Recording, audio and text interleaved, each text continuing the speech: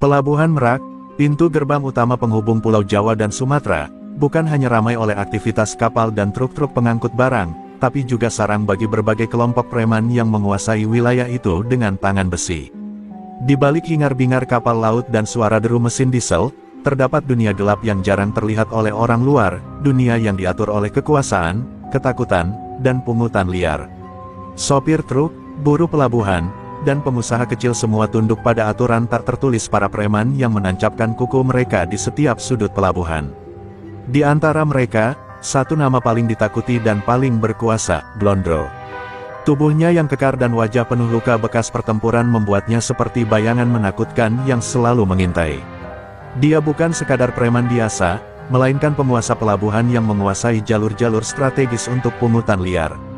Dengan ajian rengkah gunung tumbang, ilmu hitam yang diwariskan dari leluhur, ia seolah tak terkalahkan, membuat lawan-lawannya takut sebelum bertarung.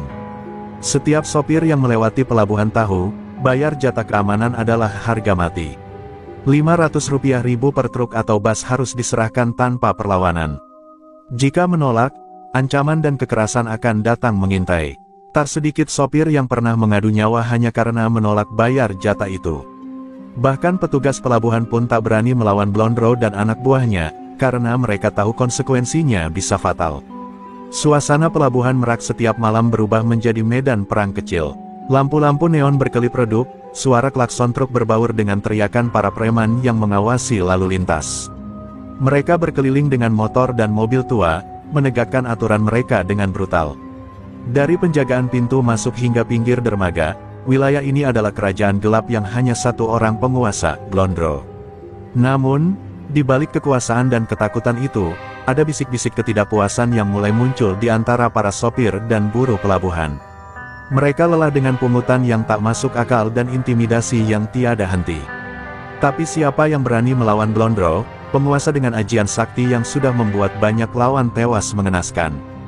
Dalam senyum sinisnya yang jarang tersungging, Blondro menikmati setiap detik kekuasaannya. Dia tahu banyak yang membenci dirinya, tapi dia juga tahu, tanpa dia, pelabuhan ini akan kacau dan penuh kekacauan. Itu yang dia gunakan sebagai alasan untuk terus menguasai dan memperbudak orang-orang kecil di pelabuhan. Malam itu, di balik keramaian dan hiruk-pikuk pelabuhan Merak, sebuah perubahan mulai mengintai. Seorang sopir bas eksekutif yang baru saja tiba, membawa keberanian dan tekad yang berbeda. Dia tidak seperti sopir lain yang pasrah membayar jatah. Dia siap menghadapi Blondro dan para preman pelabuhan, walau itu berarti mengundang bahaya besar bagi dirinya. Langkah pertama dari perlawanan itu baru saja dimulai. Di bawah gemerlap lampu pelabuhan dan gemuruh ombak Selat Sunda, kisah antara Blondro dan sopir pemberani itu pun perlahan teranyam, sebuah cerita yang kelak akan menggemparkan pelabuhan Merak dan mengguncang dunia gelap yang selama ini berkuasa. Di balik sosok Blondro yang menakutkan, tersimpan sebuah cerita panjang yang jarang diketahui orang banyak. Dulu, ia bukanlah penguasa pelabuhan seperti sekarang, melainkan pemuda biasa yang lahir dan besar di desa kecil pegunungan Jawa Barat.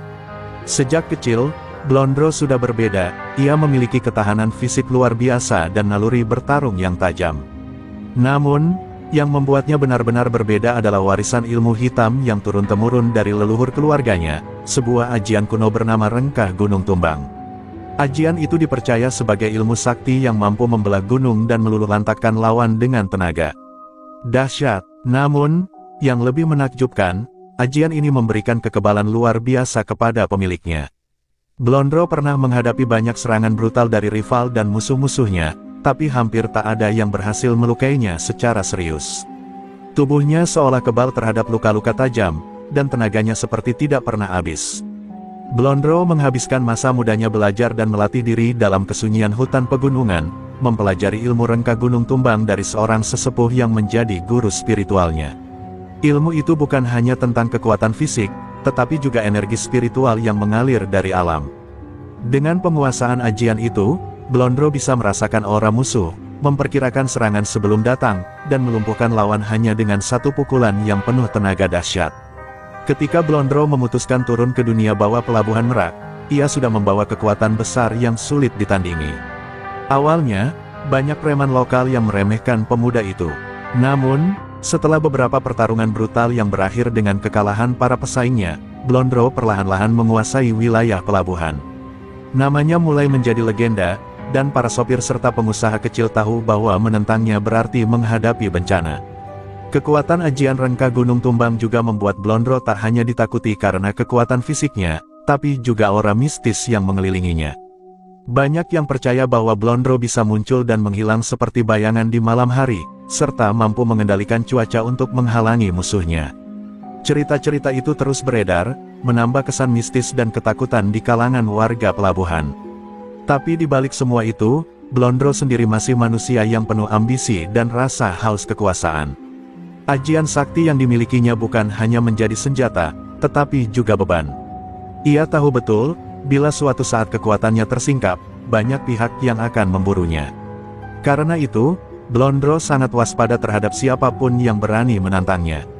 Kini, di tengah penguasaannya yang hampir mutlak di Pelabuhan Merak, Blondro merasakan ada sesuatu yang berbeda dari sopir bus eksekutif yang baru tiba itu.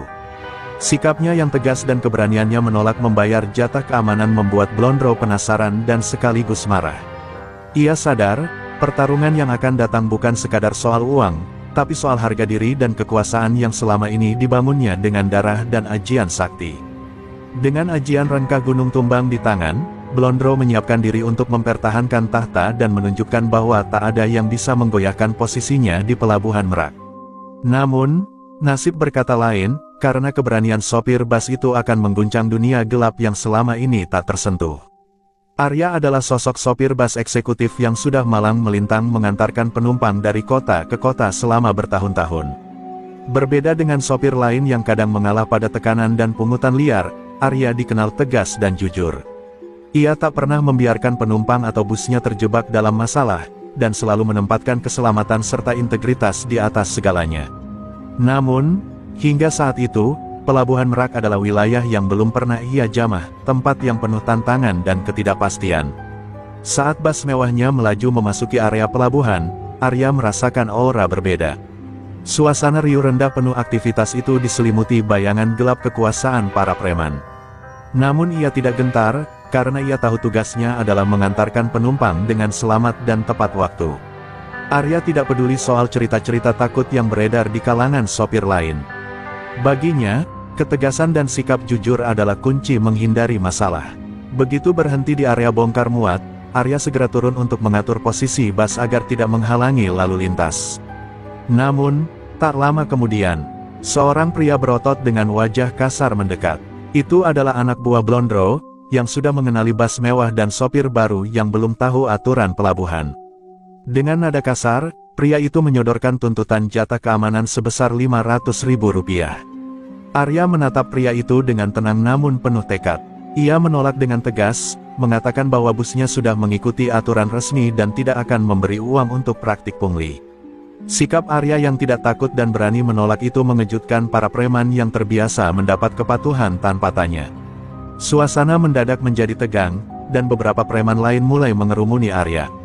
Meski dihimpit oleh pandangan sinis dan ancaman tak langsung, Arya tetap berdiri tegak. Ia tahu, jika ia menyerah sekarang, itu akan membuka pintu bagi preman lain untuk terus memeras para sopir lain tanpa henti. Arya memilih mengambil risiko demi sebuah prinsip, keadilan dan kebebasan dari tekanan yang sudah terlalu lama membelenggu para sopir di pelabuhan itu. Di tengah ketegangan, seorang pegawai pelabuhan mencoba menenangkan situasi dengan memberitahu Arya bahwa memang sudah, aturan tak tertulis di sini, tapi Arya tak bergeming. Ia mengingatkan bahwa perubahan hanya bisa dimulai jika ada keberanian untuk melawan. Seketika, suasana mulai berubah, dari hanya perlawanan seorang sopir menjadi sinyal awal sebuah pemberontakan terhadap kekuasaan gelap di Pelabuhan Merak. Tanpa Arya sadar, mata-mata Blondro yang tersebar di sekitar pelabuhan sudah mulai melaporkan sikap beraninya. Blondro sendiri mendengar kabar tersebut dan merasakan api kemarahan membara dalam dadanya. Kedatangan Arya bukan hanya mengancam pungutan liar, tapi juga menantang kedudukan Blondro sebagai penguasa tak tergantikan di pelabuhan itu. Pertarungan yang sesungguhnya pun akan segera dimulai. Siang itu, suasana Pelabuhan Merak terasa lebih panas dari biasanya. Matahari menyengat aspal dan atap bus, sementara suara mesin kapal dan truk membaur dengan hiruk-pikuk aktivitas pelabuhan. Arya berdiri di samping bus eksekutifnya, menyeka keringat di pelipis, ketika 3 orang pria berpenampilan sangar berjalan mendekatinya. Di tengah mereka, berdiri sosok paling mencolok Blondro. Bertubuh besar, dada terbuka memperlihatkan tato naga, dan sorot mata tajam seperti mau melahap siapa saja yang menentangnya. "Ada aturan di sini, Le," ucap Blondro dingin sambil menepuk-nepuk dada Arya dengan ujung jarinya. "Siapapun yang masuk wilayah pelabuhan ini, apalagi bawa bas sekelas begini, harus bayar jatah keamanan. Cuma 500.000, ringan, kan? Daripada sesuatu yang nggak diinginkan terjadi." Blondro tersenyum miring, penuh ancaman. Arya menatap tajam pria di depannya itu, mencoba membaca gelagatnya. Ia tahu, orang ini bukan preman sembarangan. Aura kekuasaan, kesombongan, dan kekerasan terpancar jelas dari setiap gerak tubuhnya. Tapi Arya bukan tipe orang yang gampang ditekan. Ia menghela napas pelan, lalu menjawab dengan suara tenang namun tegas, "Maaf Pak. Saya sopir resmi. Saya kerja untuk perusahaan yang taat aturan. Saya nggak punya urusan dengan pungutan liar seperti ini." Seketika, suasana memanas. Anak buah Blondro melangkah lebih dekat, menggertak sambil menggenggam gagang besi yang disembunyikan di balik pinggang. Beberapa sopir yang melihat kejadian itu hanya bisa menggeleng pelan.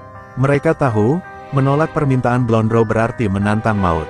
Tapi Arya berdiri tegak, sama sekali tak menunjukkan rasa takut sedikit pun. Blondro mencibir, "Kau pikir tempat ini punya hukum? Hukum di sini saya yang bikin. Kalau kau tolak, ya risiko tanggung sendiri." Ia lalu menyodorkan amplop kosong sebagai isyarat agar Arya segera mengisinya dengan uang yang diminta. Namun Arya hanya mengangkat tangan dan menolak halus. "Saya tidak terbiasa memberi uang kepada orang yang tidak bekerja. Kalau ini soal keamanan, saya rasa petugas pelabuhan cukup mampu mengatur." Kalimat itu menamparkan harga diri Blondro. Di depan anak buah dan para sopir lain, ucapannya ditolak mentah-mentah oleh orang asing yang bahkan baru pertama kali masuk wilayah kekuasaannya. Wajah Blondro mengeras, rahangnya mengatup rapat, dan matanya menyala. "Berani juga kau, Le? Baik, kita lihat seberapa kuat kau bertahan tanpa perlindungan di sini." Dengan langkah berat namun penuh amarah yang ditahan, Blondro memutar badan dan meninggalkan Arya tanpa berkata apa-apa lagi. Tapi langkah itu bukan akhir, melainkan permulaan. Di belakangnya, ia sudah menyusun niat untuk memberi pelajaran keras.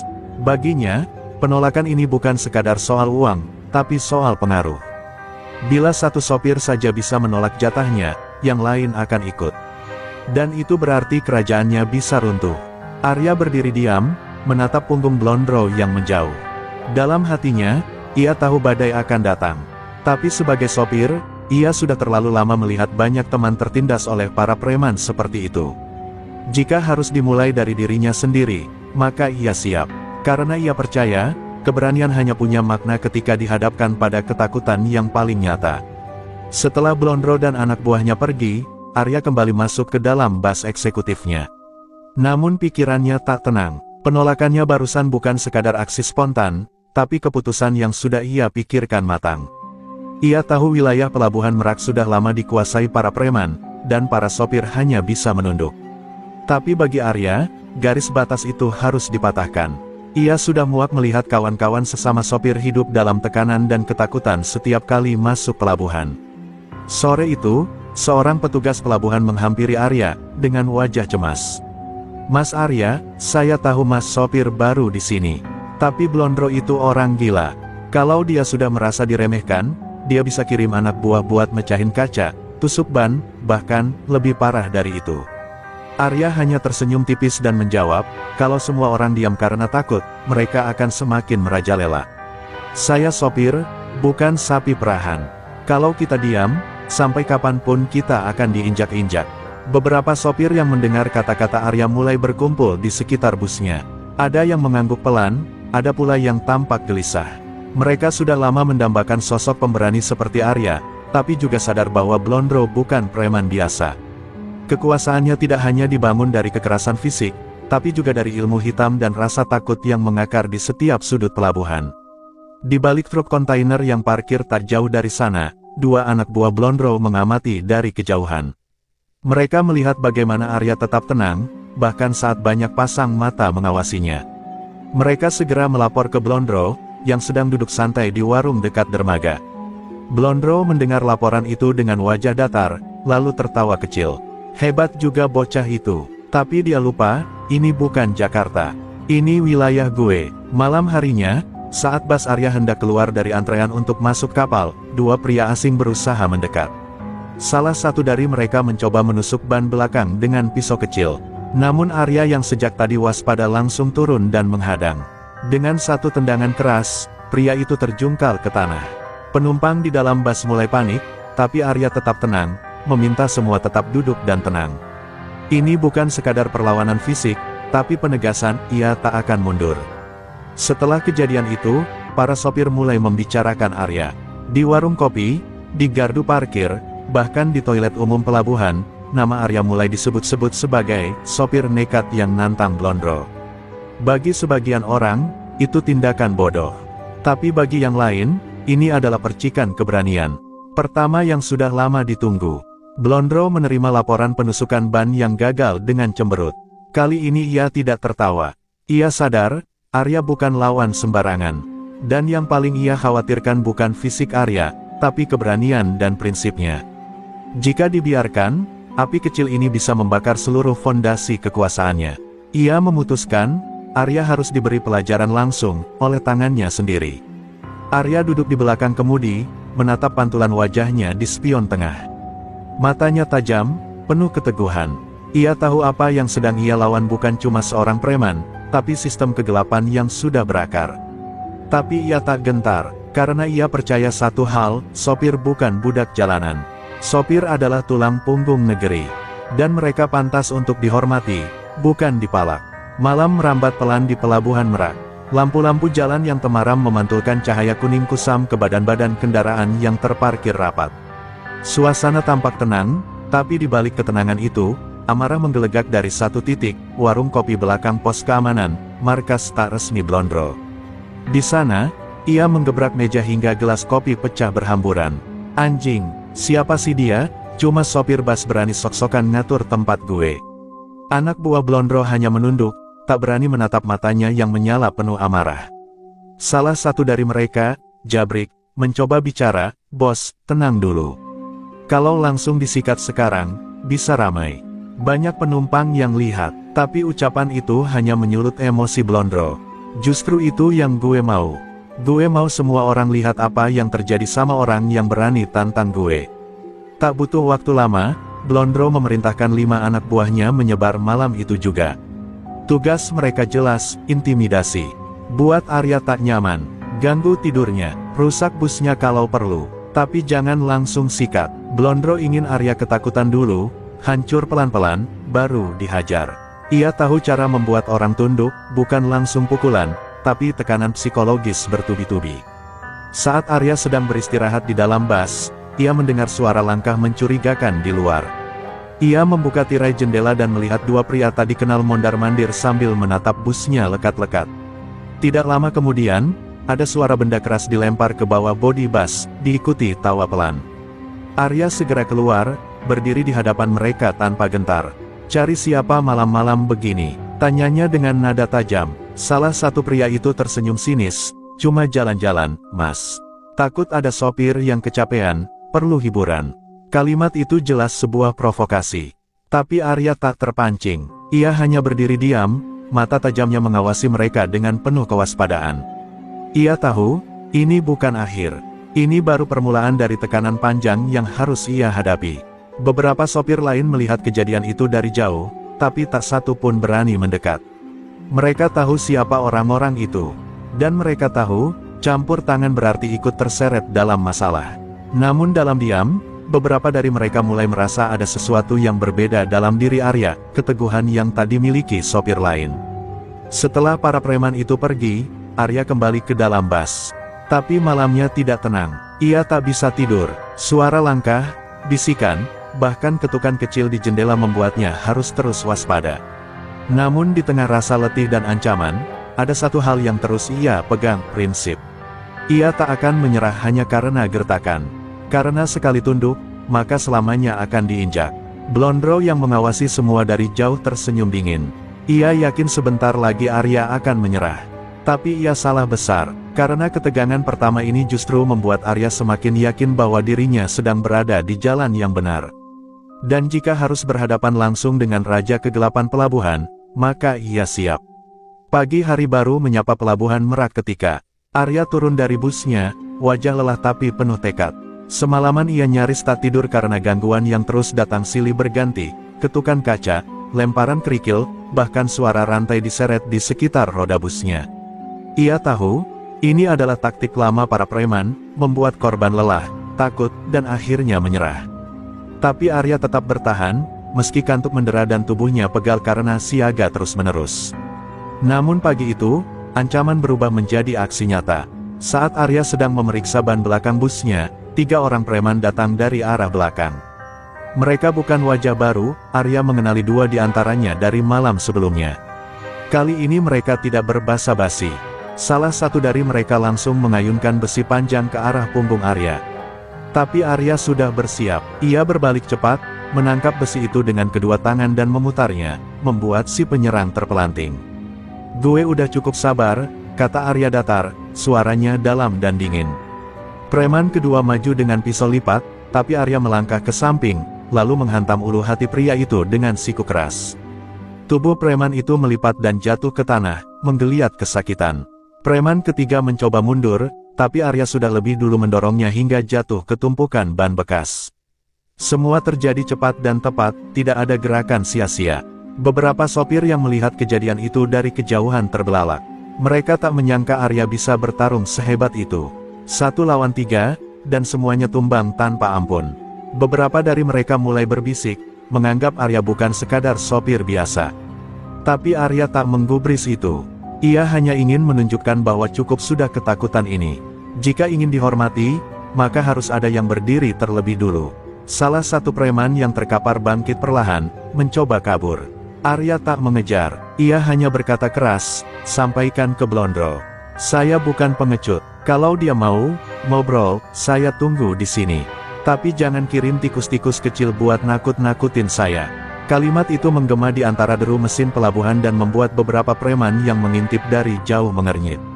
Ini bukan perlawanan biasa, ini deklarasi perang. Blondro yang menerima kabar tentang kekalahan anak buahnya hanya tertawa pendek. Tapi tawa itu kering. Di balik tawanya, ia mulai merasakan sesuatu yang tak ia sukai, gangguan. Arya bukan sekadar berani, tapi punya kemampuan. Dan lebih dari itu, Arya mulai menarik perhatian dan simpati. Bagi Blondro, ini lebih berbahaya dari kekuatan fisik manapun. Malamnya, suasana pelabuhan berubah. Banyak sopir mulai berani bicara pelan-pelan tentang kehebatan Arya. Ada yang bilang ia mantan tentara, ada pula yang bilang ia punya ilmu silat tinggi. Apapun itu, satu hal yang pasti, keberanian Arya mulai menyalakan api kecil di hati mereka yang selama ini ditindas. Dan api itu, bila dibiarkan, bisa menjadi nyala besar yang membakar seluruh kekuasaan Blondro. Sementara itu, Arya duduk sendiri di bangku kayu dekat dermaga, menatap laut yang berkilau oleh cahaya matahari sore. Ia tahu, pertarungan ini belum selesai. Kemenangan hari ini hanyalah awal dari pertempuran besar yang akan datang. Tapi satu hal yang ia yakini dengan pasti, tak ada preman, sekuat apapun, yang bisa bertahan jika rakyat kecil mulai bersatu dan melawan. Berita tentang tumbangnya 3 anak buahnya menyebar cepat di Pelabuhan Merak, dan Blondro mendengarnya langsung dari si botak Surkan, preman paling tua di lingkarannya. Dengan napas berat, Surkan menjelaskan bagaimana Arya, seorang sopir bas yang baru pertama kali masuk Merak, berhasil melumpuhkan mereka dengan tangan kosong. Blondro awalnya diam, hanya menatap gelas kopi hitamnya yang sudah dingin. Tapi matanya menyala, bukan marah biasa, ini api ego yang terinjak. "Dia tantang gua, di tempat gua sendiri," gumam Blondro, pelan, namun menggetarkan hati semua yang mendengar. Tak butuh waktu lama, gelas kopi itu melayang ke dinding dan pecah berkeping-keping. "Gua udah terlalu lama ngasih mereka rasa aman," ujarnya sambil berdiri, wajahnya merah padam. "Sekarang ada yang sok jagoan, sok jadi pahlawan. Gak bisa dibiarkan." Blondro adalah sosok yang selama ini lebih banyak duduk manis. Cukup menyuruh anak buahnya untuk mengurus siapapun yang dianggap melawan. Tapi kali ini berbeda, ego dan reputasinya sebagai penguasa pelabuhan sedang diuji. Ia tahu, Jika membiarkan Arya bebas begitu saja, maka nyalinya akan ditiru oleh banyak sopir. Dan jika itu terjadi, kerajaannya bisa runtuh hanya dalam semalam. Dengan mengenakan jaket kulit hitamnya yang sudah lusuh, Blondro keluar dari markas kecilnya di pojok pelabuhan. Ia membawa tongkat besi pendek berukir aneh, benda yang katanya jadi perantara ajian, rengkah gunung tumbangnya. Setiap langkahnya diiringi tatapan ngeri anak buahnya. Tak ada yang berani berkata sepatah kata pun. Blondro sedang murka, dan semua tahu, jika ia sampai turun tangan, maka darah hampir pasti akan tumpah. Di sudut pelabuhan, beberapa sopir yang masih bertahan karena jadwal kapal tertunda mulai berbisik-bisik. Blondro turun tangan, kata mereka lirih. Ada yang gelisah, ada yang penasaran. Tapi Arya, yang sedang duduk di depan bas sambil memeriksa jadwal kapal, hanya mengangkat wajahnya pelan. Tatapannya bertemu dengan Blondro dari kejauhan. Dua dunia yang sangat berbeda kini saling memandang untuk pertama kalinya. Suasana jadi tegang. Blondro melangkah semakin dekat. Arya bangkit dari duduknya, berdiri tenang di samping bas eksekutifnya. Tak ada rasa takut di wajahnya, hanya ketegasan. Beberapa preman lain mulai berdatangan, mengelilingi area itu. Beberapa sopir mendekat dari arah berlawanan, ikut menyaksikan. Pelabuhan itu mendadak seperti panggung duel dua kekuatan, satu penguasa lama yang kejam, satu lagi penantang baru yang jujur. "Lu yang namanya Arya?" tanya Blondro, suaranya dalam, nyaris seperti geraman. Arya mengangguk pelan. "Lu pikir, lu jago karena bisa ngalahin 3 kroco gua?" lanjut Blondro, kini hanya berjarak 3 meter dari Arya. Tapi Arya menjawab tenang, "Gue gak nyari masalah, bro. Tapi gue juga gak takut." Tatapan keduanya membatu. Udara panas pelabuhan terasa makin pengap, seolah waktu berhenti. Semua tahu, bentrokan besar hanya tinggal hitungan detik. Dan di tengah aroma solar dan suara kapal di kejauhan, dua dunia akan segera berbenturan. Harga diri, kekuasaan, dan keberanian kini saling menantang dalam sunyi yang mencekam. Blondro menatap Arya tanpa berkedip. Udara di sekeliling mereka terasa berat, seolah pelabuhan itu menahan napas. Beberapa preman yang baru datang langsung mematung melihat Blondro berdiri sendiri tanpa pengawalan, pertanda dia akan menggunakan sesuatu yang selama ini ditakuti, ajian rengkah gunung tumbang.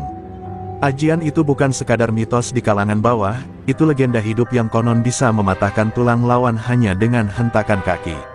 "Arya, gua kasih lu 1 kali kesempatan buat cabut dari sini. Sekarang juga," ucap Blondro pelan, namun nadanya tajam seperti pisau. "Lu pikir tangan lu jagoan? Lu belum lihat apa yang bisa gua lakukan kalau gua udah buka ajian gua." Ia membuka kancing jaket kulitnya, memperlihatkan dada bertato hitam legam dengan guratan-guratan yang membentuk simbol aneh. Tato itu konon ditanam dengan darah ayam cemani dan minyak jelaga malam 1 suro.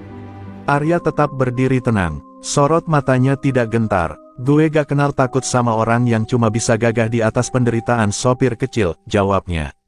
Kerumunan sopir yang menonton mulai berbisik, terkejut melihat keberanian Arya yang tetap teguh menghadapi sosok seperti Blondro.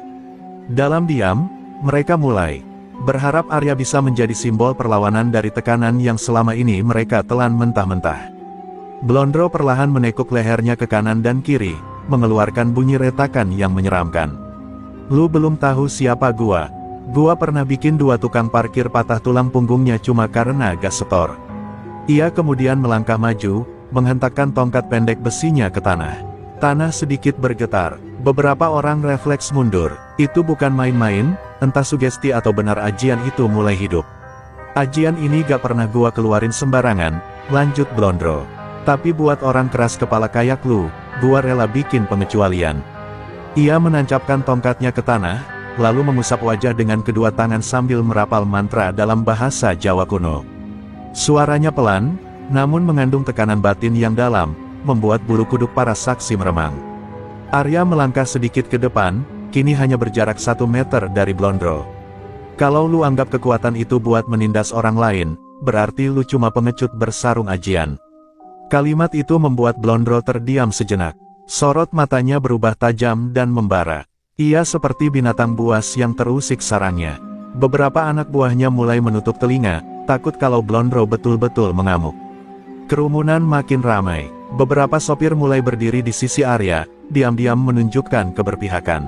Mereka tahu, kalau Arya kalah dan dibantai, maka mereka semua akan kembali jadi sasaran kekuasaan Blondro. Tapi jika Arya menang, ini bisa jadi awal dari perubahan besar di Pelabuhan Merak. Lu boleh jago, tapi gua udah siap mati demi kehormatan sesama sopir, kata Arya tegas. Blondro tersenyum miring, lalu berkata, bagus. Berarti gua gak perlu nahan-nahan lagi. Dan tepat saat itu, Blondro mulai bergerak, menandai dimulainya pertarungan ajian yang akan mengguncang pelabuhan, antara kekuatan kegelapan dan keberanian tulus seorang sopir bas. Setelah pertemuannya yang menegangkan dengan Blondro, Arya tahu bahwa ini bukan lagi soal keberanian semata. Ini tentang hidup dan mati. Malam itu, ia memilih tidak langsung kembali ke penginapan.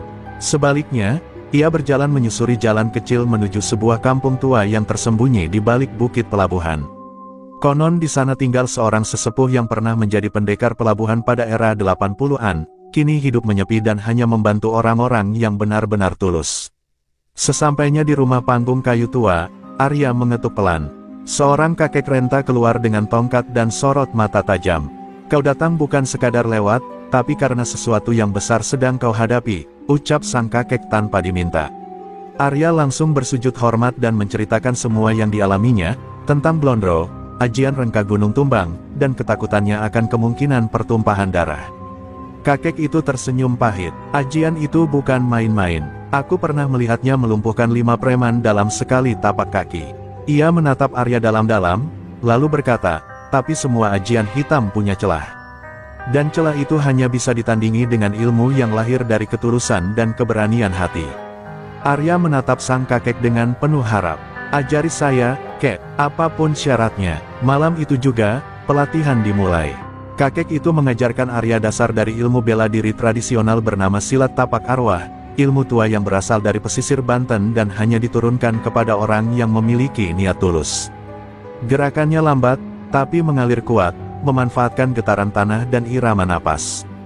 Arya berlatih keras hingga dini hari, berkeringat, terjatuh, bangkit lagi, dan terus menyerap ilmu dengan semangat membara. Ajianku tidak bisa membuatmu kebal, Arya, kata kakek itu pada malam kedua. Tapi ia akan membuat langkahmu ringan dan hatimu tidak gentar. Itulah kekuatan sejati dari seorang pendekar rakyat. Arya mengangguk. Ia tak mencari kekuatan untuk membalas dendam, tapi untuk melindungi diri dan memberi perlawanan yang adil. Semangatnya bukan membunuh, tapi membebaskan para sopir dari tirani. Hari demi hari berlalu cepat. Arya mengasah teknik, mempelajari titik lemah manusia, dan memahami cara melawan serangan ajian dengan kekuatan batin. Ia mulai bisa merasakan energi di sekitarnya, membaca gerakan lawan sebelum terjadi, dan bahkan berdamai dengan rasa takut dalam dirinya. Dalam waktu yang singkat, ia menjadi jauh lebih tangguh, secara fisik dan mental. Sebelum berpisah, sang kakek memberikan selembar kain hitam kecil dengan tulisan aksara kuno. Simpan ini di saku dada kiri.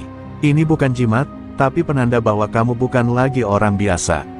Kamu sudah menjadi pembela. Arya menerimanya dengan penuh hormat dan memeluk sang kakek. Terima kasih, kek. Saya tidak akan menyia-nyiakan ilmu ini. Saat Arya kembali ke pelabuhan, wajahnya tidak lagi menyimpan kebimbangan. Ia sudah siap menghadapi segala risiko. Bukan dengan kemarahan, tapi dengan keyakinan. Kini ia bukan sekadar sopir bas eksekutif, ia telah menjadi simbol keberanian yang siap menantang tirani Blondro, meski itu berarti mempertaruhkan nyawanya sendiri. Sore itu, pelabuhan Merak kembali dipenuhi kesibukan, deru kapal, teriakan kenek, dan hiruk-pikuk penumpang yang naik turun. Namun di salah satu sudut terminal, suasana justru menegang. Arya berdiri tegak di samping bas eksekutifnya, tatapannya tajam ke arah kumpulan preman yang mulai berdatangan. Di tengah mereka, berdiri Blondro, bertelanjang dada, tubuhnya penuh tato dan bekas luka, aura angkuhnya tak berkurang sedikit pun. Jadi ini sopir sok jago itu. Blondro mendengus sambil melangkah maju. Orang-orang mulai menjauh, menyisakan lingkaran kosong di tengah pelabuhan. Arya tidak menjawab, ia hanya menatap lurus, napasnya teratur, tangan kanannya meraba kain hitam kecil di dada kirinya. Aku kasih 1 kali kesempatan buat mundur, sebelum aku turunkan langit ke atas kepalamu, ancam Blondro sambil menggertakkan gigi.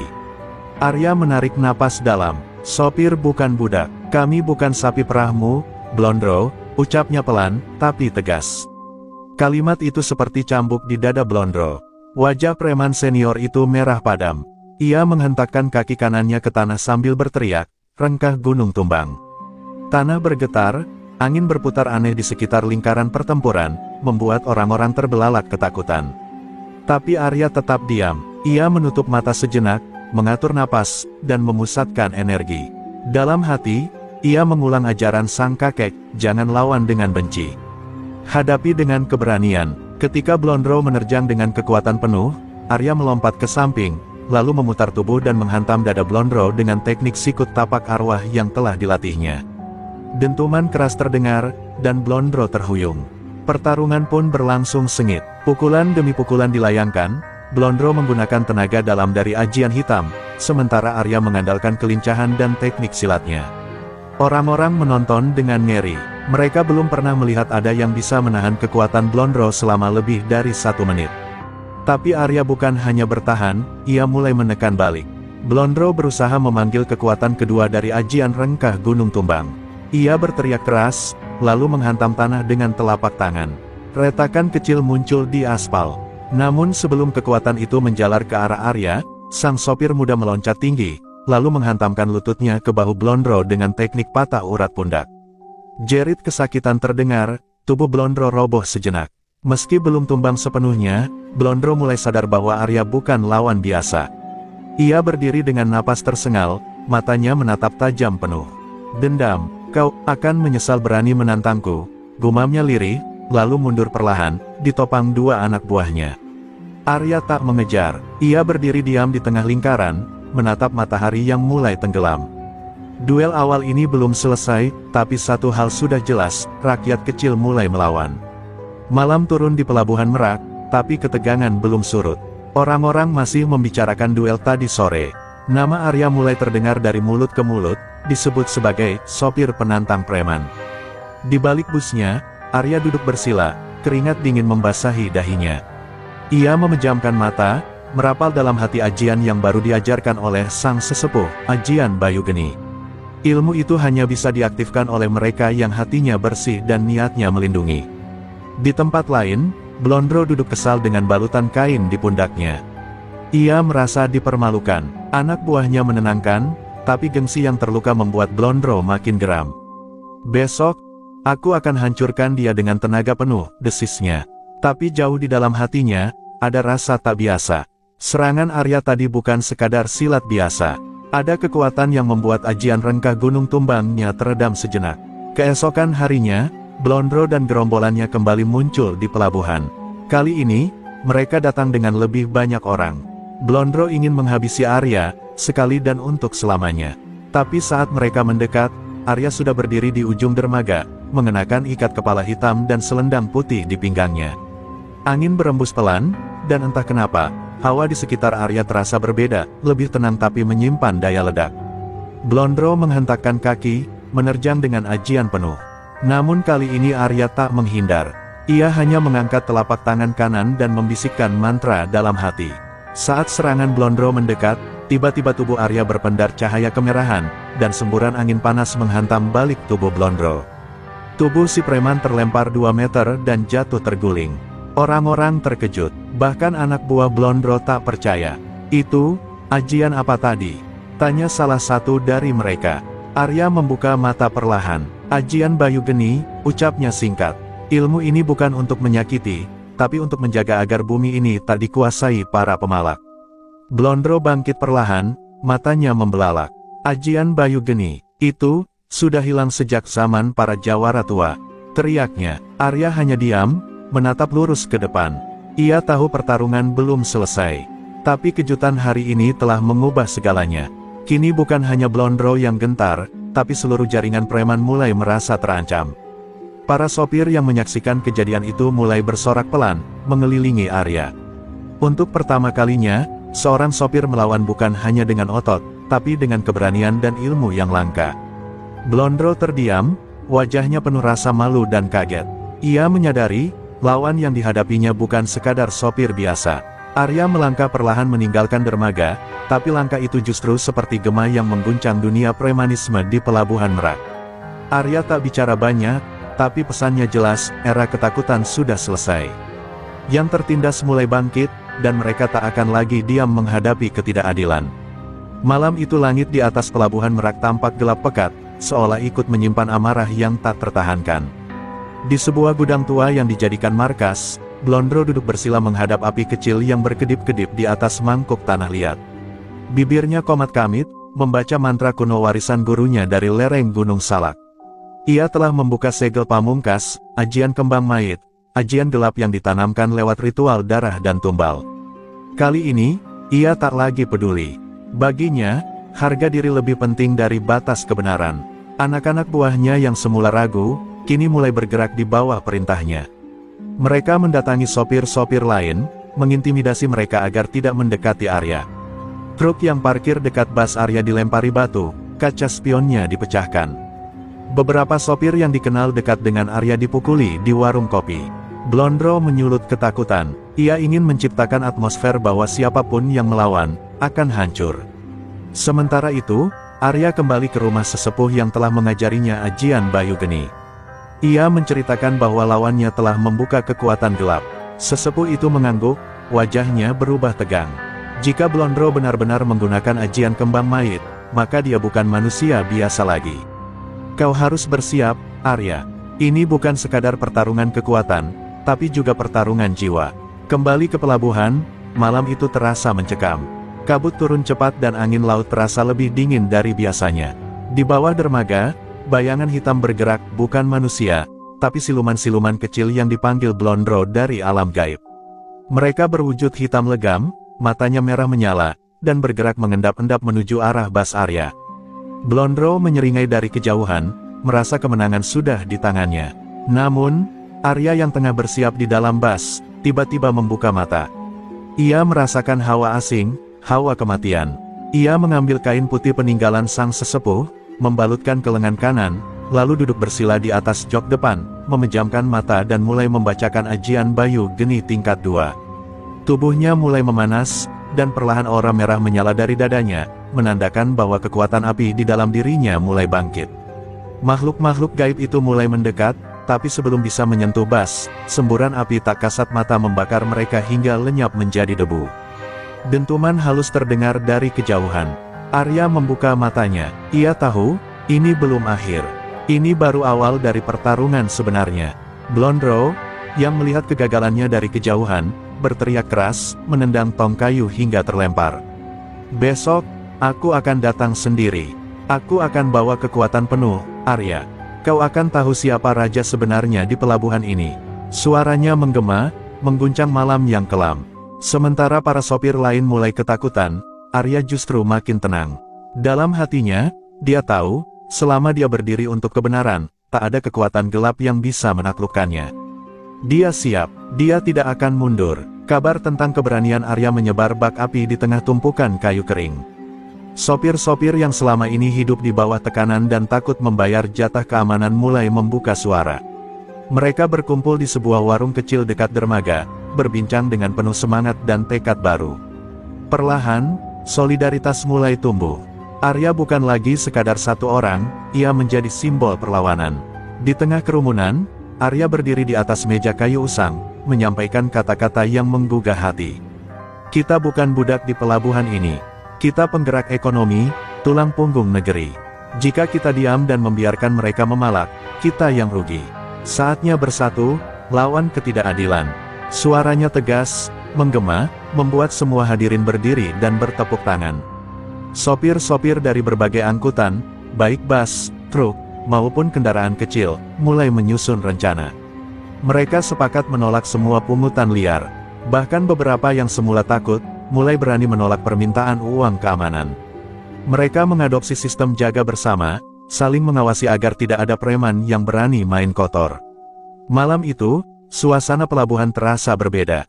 Keheningan yang biasanya didominasi suara ancaman digantikan dengan sorak-sorai penuh harapan. Para sopir melangkah bersama ke area dermaga, memarkir kendaraan berbaris rapi sebagai tanda persatuan. Banner kecil bertuliskan, "Stop Pungli," terpasang di beberapa tempat strategis, tanda mereka tidak akan mundur. Namun, di balik semangat itu, Arya mengingatkan agar semua tetap waspada. Kita lawan dengan kepala dingin dan hati besar. Jangan sampai mereka memprovokasi kita untuk bertindak brutal.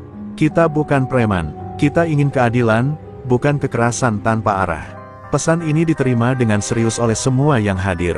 Sementara itu, di tempat gelap tak jauh dari pelabuhan, Blondro dan anak buahnya mengawasi pergerakan para sopir. Mereka mulai merasakan ancaman serius. Kita sudah kehilangan kendali, kata salah satu preman dengan suara cemas. Blondro mengerutkan dahi. Kalau ini terus berlanjut, kerajaan kita akan runtuh. Tapi kita masih punya ajian, dan kita akan pakai sampai habis. Hari-hari berikutnya, solidaritas sopir semakin menguat. Mereka saling bergantian mengawal jalur masuk dan keluar pelabuhan. Siap siaga menghadapi intimidasi. Bahkan ada yang mulai merekam aksi para preman sebagai bukti jika terjadi pelanggaran. Pelabuhan yang dulu penuh ketakutan kini berubah menjadi medan perlawanan. Arya berdiri di tengah barisan sopir, melihat wajah-wajah penuh harapan dan semangat baru. Ia tersenyum kecil. Ini bukan tentang dirinya lagi, tapi tentang kekuatan bersama yang bisa mengubah nasib. Ia yakin, selama mereka bersatu, tidak ada preman atau ajian gelap yang mampu menaklukkan hati mereka. Fajar belum sempurna merekah ketika dentuman keras terdengar di sisi barat pelabuhan. Sejumlah anak buah Blondro menyerbu gerbang utama, bersenjatakan balok kayu, rantai besi, dan wajah penuh amarah. Mereka tak lagi menyembunyikan niat. Ini bukan intimidasi, ini deklarasi perang. Di sisi lain, puluhan sopir bus dan truk telah bersiap. Arya berdiri di garis depan, tangan mengepal, mata tajam menatap ke depan. Apapun yang terjadi, kita tidak mundur, teriak Arya, menggema di antara suara mesin dan deburan ombak. Para sopir merespons dengan sorakan penuh semangat.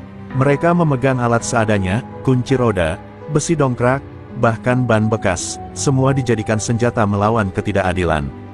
Tidak ada satupun dari mereka yang ingin perang, tapi mereka juga tak akan membiarkan diri diinjak lagi.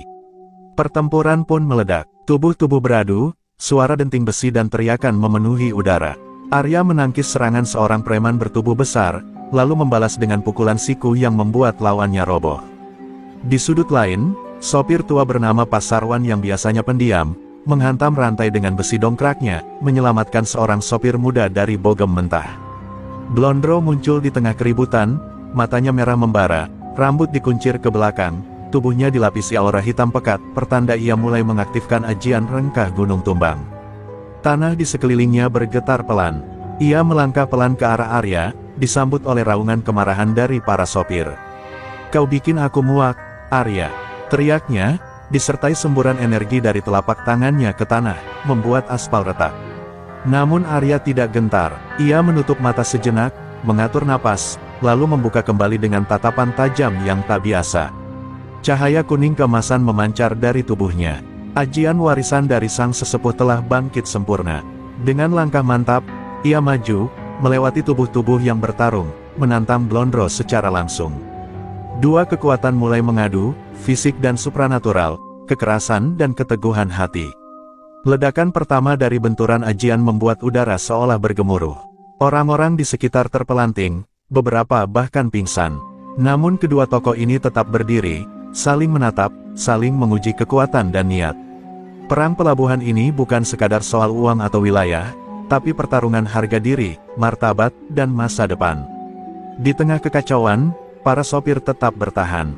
Mereka yang semula ragu kini berani menyerang balik, melindungi satu sama lain seperti saudara. Tidak sedikit yang terluka, tapi tak satu pun menyerah. Dentuman dan teriakan menjadi lagu perlawanan. Mereka tidak lagi takut, mereka sedang berjuang untuk perubahan. Dan saat sore mulai turun, darah dan debu bercampur di pelataran pelabuhan. Perang belum selesai, tapi satu hal menjadi jelas, ini bukan pelabuhan milik para preman lagi. Ini medan yang sudah dibaptis oleh keberanian para sopir. Dan di tengah medan itu, Arya dan Blondro berdiri berhadapan, menanti penentuan nasib di bab berikutnya. Langit mulai gelap, debu masih mengepul di pelabuhan. Perang belum benar-benar reda, meski kedua kubu mulai kelelahan.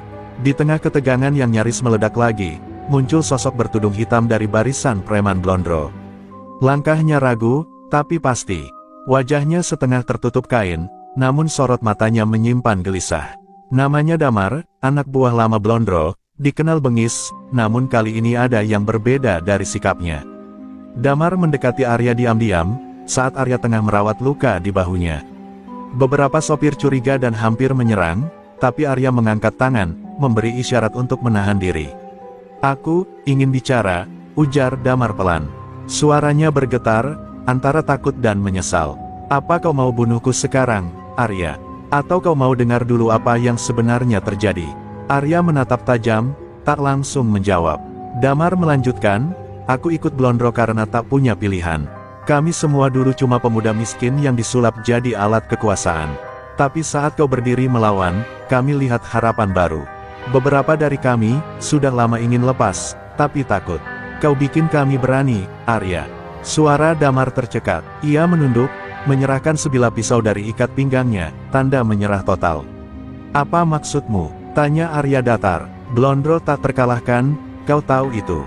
Damar mengangguk, pelan. "Tapi dia bukan dewa. Aku tahu kelemahannya. Aku tahu saat tubuhnya mengeluarkan aura hitam pekat, itu artinya ajian rengkah gunung tumbang aktif, tapi juga menguras tenaganya.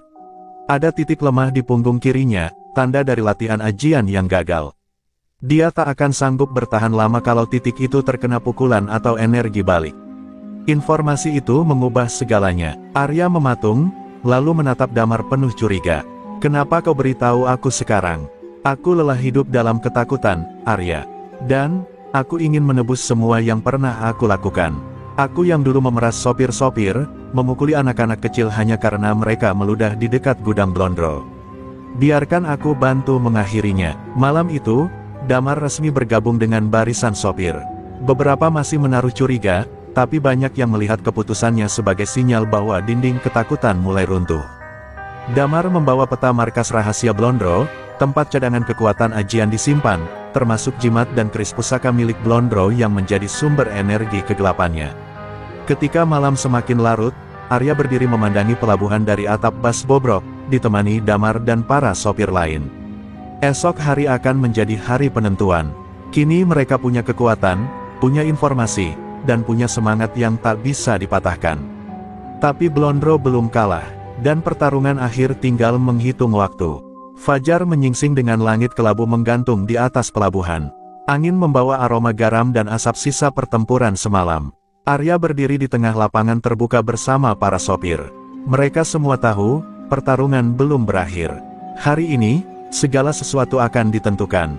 Di sisi Arya, Damar menunjukkan peta kecil dari kantong bajunya, lukisan kasar tempat penyimpanan jimat dan energi cadangan Blondro. Tempat itu menjadi sasaran pertama. Dengan diam-diam, 5 sopir pilihan menyusup ke gudang tua di ujung barat pelabuhan. Di sana, mereka menemukan sebuah kendi kuno, keris pusaka berbalut kain hitam, dan sebuah batu segel bertuliskan aksara kuno. Semua benda itu bersinar redup, tapi mengalirkan hawa dingin yang menyesakkan dada. Damar menjelaskan bahwa benda-benda itu adalah sumber penstabil ajian rengkah gunung tumbang. Tanpa itu, kekuatan Blondro akan liar dan tidak terkendali. Arya memerintahkan agar benda-benda itu disingkirkan dan dikubur dalam tanah bertuah milik sesepuh pelabuhan. Saat itu pula, terjadi getaran keras dari arah timur. Blondro, yang merasakan kekuatannya terganggu, mengamuk. Tubuhnya melayang di udara, mengeluarkan aura hitam pekat, dan matanya menyala merah. Ia tahu, seseorang telah merusak pusat energinya. "Aryaa!" teriak Blondro dari kejauhan. Suaranya menggema ke seluruh penjuru pelabuhan. Ia melayang turun di tengah lapangan, napasnya berat, tapi aura ajian masih berkobar di sekeliling tubuhnya. Ia menantang Arya untuk duel terakhir, tanpa senjata, tanpa bantuan. Hanya 1 lawan 1. Arya maju perlahan, penuh percaya diri. Ia ingat pesan dari Damar, titik lemah Blondro ada di punggung kirinya, tepat di bawah tulang belikat. Namun untuk menyerang ke sana, Arya harus memancing Blondro dalam pertarungan jarak dekat, sesuatu yang sangat berisiko. Tapi Arya sudah tak peduli lagi. Ia harus menuntaskan ini, demi para sopir yang sudah berani bangkit. Pertarungan pun dimulai. Dentuman tinju dan tendangan menggema di antara sorakan dan teriakan para sopir yang menyaksikan. Tanah bergetar tiap kali kaki Blondro menghantam bumi. Beberapa kali Arya terpental, namun ia terus bangkit. Darah menetes dari pelipisnya, tapi tatapannya tetap tajam. Lalu datanglah saat itu, momen singkat ketika Blondro memutar tubuh hendak mengayunkan pukulan pamungkas. Arya menyelip ke sisi kiri, lalu menghujamkan telapak tangannya tepat ke titik lemah di punggung Blondro. Seketika tubuh Blondro tersentak, aura hitamnya menyusut, dan ia jatuh berlutut dengan napas memburu. Ajian rengkah gunung tumbang pecah berderak seperti kaca dihantam badai. Blondro meraung, tubuhnya mulai melemah. "Bagaimana kau tahu titik itu?" gumamnya dengan suara patah. Arya menatapnya tenang, lalu berkata, "Dari orang-orang yang dulu kau tindas, sekarang mereka berdiri di sisiku." Pelabuhan sunyi sejenak, sebelum akhirnya para sopir bersorak, bukan karena kemenangan, tapi karena akhir dari ketakutan yang telah lama menindas mereka. Hujan gerimis membasahi pelabuhan yang luluh lantak. Aroma tanah basah bercampur asap dan darah. Arya terduduk lemas di antara rekan-rekannya, napasnya tersengal namun matanya tetap tajam menatap ke arah dermaga tua, tempat Blondro terakhir kali terlihat. Meski pertarungan sengit telah berlangsung, mereka tahu ini belum akhir. Blondro belum sepenuhnya tumbang. Di tengah keheningan itu, seorang pria tua mendekat. Namanya Mbaraga, sesepuh pelabuhan yang selama ini memilih diam. Tapi malam itu, ia bicara. "Ajian rengkah gunung tumbang itu tidak abadi, Le," katanya lirih. "Ia butuh penyangga, sebuah titik tumpu yang menyatu dalam tubuh pemiliknya. Jika kau hancurkan titik itu, ajian itu akan runtuh." Arya mendekat, mendengarkan dengan saksama. Menurut Mbaraga, titik lemah Blondro terletak di belakang bahu kiri, tempat di mana darah hitam dari ritual ajian dulu ditanamkan. "Tapi hati-hati," lanjut Mbaraga. "Begitu titik itu diserang, ajian akan mengamuk dan bisa meledak. Kau harus bersiap lahir dan batin." Malam itu, Arya berlatih keras. Bersama Damar dan sopir-sopir lain yang setia, ia mencoba mensimulasikan gerakan demi gerakan, menyusun strategi agar bisa mendekat ke sisi kiri Blondro tanpa terhempas duluan. Mereka tahu, lawan bukan hanya manusia, tapi energi gelap yang bisa menghancurkan segalanya dalam sekejap. Pagi harinya, kabar datang, Blondro menantang duel terbuka. Di dermaga utama, ratusan orang berkumpul. Sopir, buruh, nelayan, bahkan warga biasa yang pernah jadi korban kekuasaan Blondro. Di atas kontainer yang dijadikan panggung, Blondro berdiri angkuh, tubuhnya diselimuti aura gelap yang berdenyut-denyut seperti magma. Pertarungan dimulai. Arya menghindar, menangkis, dan memancing gerakan Blondro ke sisi kanan. Tapi itu hanya pengalihan. Begitu kesempatan terbuka, Arya melesat, menekuk tubuhnya rendah dan menghantamkan sikunya tepat di bahu kiri lawan. Dentuman keras terdengar, tubuh Blondro terpelanting. Suara jeritan keluar dari mulut Blondro. Aura hitam di sekujur tubuhnya mulai pecah seperti kaca retak. Tanah bergetar, langit tiba-tiba cerah. Blondro menggelepar, darah hitam keluar dari pori-porinya. "Tidaak," raungnya, "ajian ini, kekuatan ini, aku dewa." Tapi tubuhnya justru makin lemah. Arya berdiri di atas tubuh Blondro yang nyaris pingsan. "Kau bukan dewa, Blondro. Kau cuma manusia rakus yang ketakutan kehilangan kuasa." Di belakang Arya, para sopir mulai merapat. Mereka berdiri sejajar, bersatu. Tak ada lagi rasa takut. Kini mereka tahu, rahasia kekuatan gelap itu sudah berakhir. Pelabuhan kembali sunyi, seakan menahan napas menanti akhir dari segalanya. Di tengah dermaga, Arya dan Blondro berdiri berhadapan. Wajah keduanya penuh luka, namun sorot mata mereka lebih tajam dari pedang. Di sekeliling mereka, para sopir dan warga hanya bisa menyaksikan. Tidak ada yang berani menyela. Ini adalah pertarungan hidup dan mati. Blondro menggertakkan gigi, tangannya merapal mantra terakhir. Tubuhnya kembali membesar, urat-urat hitam menyembul dari kulitnya. Ajian rengkah gunung tumbang yang tadi melemah, kini kembali menggila. Tapi Arya sudah tahu, itu hanya amukan terakhir sebelum kekuatannya benar-benar padam. Kuncinya, sabar, fokus, dan jangan terpancing emosi. "Siap mati, bocah kampung!" teriak Blondro sambil melompat tinggi. Arya berguling ke samping, lalu membalas dengan tendangan lurus ke dada. Tubuh Blondro terhuyung, tapi ia kembali menyerang dengan gerakan cepat yang tak lazim, kombinasi antara ajian dan silat brutal jalanan. Arya menahan, terdesak, tapi tetap tenang. Di tengah tekanan itu, Arya mulai bermain strategi. Ia mengelabui Blondro dengan gerakan seolah lemah, lalu menunggu celah untuk mengarah ke bahu kiri, titik lemah yang sudah dikenalnya. Tapi Blondro juga tak bodoh. Ia menyadari pola itu, dan dengan cerdik menyembunyikan sisi kirinya dengan manuver melingkar. Pertarungan berubah jadi adu ketahanan. Keringat dan darah bercampur di tanah pelabuhan. Arya sempat terpental hingga membentur kontainer. Tapi di saat semua mengira ia kalah, Arya bangkit dengan napas teratur. Ia rapalkan jurus terakhir yang diajarkan Mbah Raga, lemparan angin timur. Sebuah gerakan silat yang sederhana, namun mematikan jika tepat sasaran. Saat Blondro melompat untuk serangan pamungkas, Arya menunggu timing sempurna, dan tepat saat tubuh lawan meluncur, ia berputar rendah dan menyikut tepat di bahu kiri. BUGGHH. Dentuman keras menggetarkan pelabuhan. Suara jeritan Blondro membelah langit. Tubuhnya terpental, menghantam kontainer baja, lalu jatuh tak bergerak. Para sopir bersorak. Blondro terkapar, tubuhnya menggigil, lalu perlahan menghitam dan retak-retak seperti batu lapuk. Ajian rengkah gunung tumbang telah runtuh sepenuhnya. Arya terhuyung, tapi senyumnya tipis. Ia tahu, pertarungan bukan cuma soal otot dan ajian, tapi juga soal ketahanan hati, strategi, dan keyakinan. Blondro menatap Arya untuk terakhir kalinya. "Aku kalah oleh sopir rendahan," bisiknya, sebelum matanya tertutup dan tubuhnya membatu, lalu pecah menjadi debu hitam. Arya menunduk, memejamkan mata. Perjuangan telah usai, tapi revolusi baru saja dimulai. Pagi di pelabuhan Merak terasa berbeda. Udara yang biasanya penuh desakan dan ketegangan kini terasa lebih ringan. Para sopir yang sebelumnya dicekam rasa takut perlahan mulai berani menegakkan kepala. Blondro, simbol tirani dan ketamakan, telah tumbang. Tubuhnya hancur jadi debu, tersapu angin laut yang kencang. Arya duduk di pinggir dermaga, ditemani suara ombak yang memukul batu karang. Luka-lukanya masih terasa, tapi hatinya lega. Para sopir berdatangan satu persatu, menyalaminya dengan mata berkaca-kaca. Mereka tahu, yang dilakukan Arya bukan hanya soal pertarungan pribadi, tapi pembelaan terhadap nasib ratusan sopir yang selama ini dihisap hidup-hidup. Salah satu pejabat pelabuhan datang mendekat, kali ini tanpa pengawalan, tanpa arogansi. Ia menunduk, menghormat. "Terima kasih, Arya. Kami akan membentuk tim pengawasan baru. Sistem keamanan akan dibenahi, dan pungli akan diberantas." Arya hanya mengangguk pelan. Ia tak haus pujian. Baginya, keadilan adalah hal yang seharusnya. Anak buah Blondro, yang dulu begitu setia, kini mendekam di kantor polisi terdekat.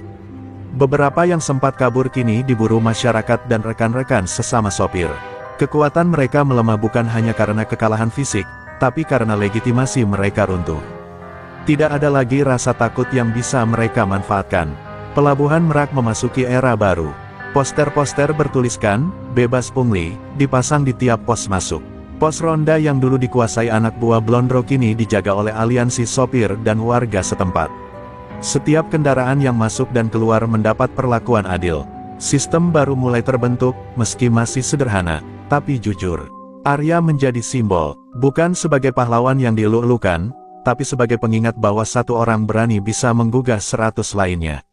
Ia tetap menjadi sopir, tetap mengangkut penumpang dan barang, tetap makan di warung sederhana. Tapi kehadirannya kini dihormati. Banyak yang memanggilnya Mas Arya, beberapa menyebutnya Singo Pelabuhan. Malam itu, Arya memandang laut yang tenang. Ia tahu perjuangan belum selesai. Akan selalu ada Blondro-Blondro baru yang lahir dari kerakusan. Tapi kini ia tak sendiri. Para sopir telah bangkit. Mereka belajar dari darah dan luka. Mereka sadar, selama mereka bersatu, tidak ada ajian atau kekuasaan yang bisa menginjak harga diri mereka.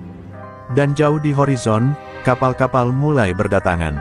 Pelabuhan Merak kembali hidup, tapi kali ini, tanpa rasa takut. Beberapa bulan setelah kekalahan Blondro, suasana pelabuhan Merak telah berubah drastis. Tidak ada lagi pungli di pintu masuk, tidak ada intimidasi dari preman-preman berseragam loreng palsu, dan tidak ada lagi wajah-wajah lelah yang dipaksa menyetor uang rokok. Para sopir mulai tersenyum. Anak-anak mereka bisa makan lebih layak. Dan semua itu berawal dari keberanian seorang sopir biasa, Arya. Nama Arya kini bukan hanya dikenal di Merak, tapi juga menyebar ke pelabuhan lain, Bakauheni, Tanjung Priok, bahkan ke pelabuhan kecil di pelosok Kalimantan. Ia dianggap sebagai simbol perlawanan terhadap ketidakadilan jalanan, simbol kebangkitan kaum pekerja. Namun Arya tetap merendah. Ia menolak tawaran masuk politik, menolak jadi tokoh publik. "Aku cuma sopir," katanya pada wartawan, yang muak ditindas. Pemerintah daerah akhirnya turun tangan serius. Dibentuklah Satgas Anti Premanisme Jalanan, yang terdiri dari gabungan sopir senior, aparat, dan aktivis anti korupsi. Mereka bekerja langsung di lapangan, mengecek laporan dari para sopir dan menindak tegas pelaku pemerasan. Arya diminta jadi penasihat kehormatan. Meski sempat menolak, akhirnya ia menerima, asal bisa tetap menyetir dan tidak duduk di belakang meja. Terminal-terminal dan pelabuhan mulai mengadopsi sistem pengaduan digital. Lewat ponsel, para sopir kini bisa melaporkan oknum secara real-time. Budaya takut dan diam mulai tergantikan oleh keberanian dan solidaritas. Arya pun kerap diundang ke acara pelatihan mental untuk sopir-sopir muda, bukan untuk mengajari ilmu bela diri, tapi untuk menanamkan satu hal, keberanian untuk berkata, tidak. Di rumah kontrakannya yang sederhana, Arya sering didatangi warga. Ada yang membawa makanan, ada yang sekadar ingin berterima kasih. Beberapa bahkan menitipkan surat, curhatan, dan harapan. Semua dibacanya, semua direspons. Arya bukan hanya pejuang, tapi juga pendengar.